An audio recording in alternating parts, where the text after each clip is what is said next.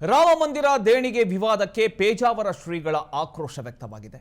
ತಪ್ಪು ನಡೆದಿದ್ರೆ ತಪ್ಪಿತಸ್ಥರಿಗೆ ಶಿಕ್ಷೆ ಆಗಲೇಬೇಕು ಅಂತ ಶ್ರೀಗಳು ಆಗ್ರಹಿಸಿದ್ದಾರೆ.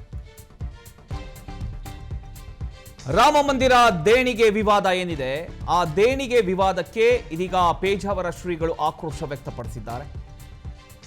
ತಪ್ಪು ನಡೆದಿದ್ರೆ ತಪ್ಪಿತಸ್ಥರು ಯಾರೇ ಆಗಿರಬಹುದು, ಶಿಕ್ಷೆ ಆಗಲೇಬೇಕು ಅಂತ ಶ್ರೀಗಳು ಆಗ್ರಹಿಸಿದ್ದಾರೆ. ಪೇಜಾವರ ಮಠದ ಶ್ರೀ ವಿಶ್ವಪ್ರಸನ್ನ ತೀರ್ಥ ಸ್ವಾಮೀಜಿಯವರು ಪ್ರತಿಕ್ರಿಯೆಯನ್ನ ನೀಡಿದ್ದಾರೆ. ಜುಲೈ 11ರಂದು ಟ್ರಸ್ಟ್ ಸಭೆ ನಡೆಯುತ್ತೆ.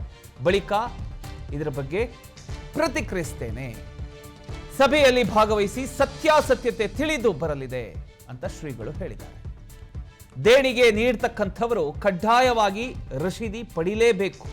ರಶೀದಿ ನೀಡದಿರತಕ್ಕಂಥದ್ದು ಗಂಭೀರವಾದಂಥ ತಪ್ಪು, ಶಿಕ್ಷೆ ಆಗಲೇಬೇಕು. ಸ್ವಾಗತಾರ್ಹವಾದಂತಹ ಬೆಳವಣಿಗೆ. ತಪ್ಪಿದ್ದಲ್ಲಿ ಅದರ ವಿಮರ್ಶೆ ನಡೆಯಲೇಬೇಕು, ಅದಕ್ಕೆ ತಕ್ಕುದಾದ ಶಿಕ್ಷೆ ಆಗಲೇಬೇಕು. ಯಾಕೆಂತಂದರೆ ಇದು ಒಬ್ಬಿಬ್ಬರಲ್ಲ, ದೇಶ ವಿದೇಶಗಳ ಸಮಸ್ತ ಶ್ರದ್ಧಾಳುಗಳ ಶ್ರದ್ಧಾ ಕೇಂದ್ರ ಆದದ್ದಾಗಿದೆ.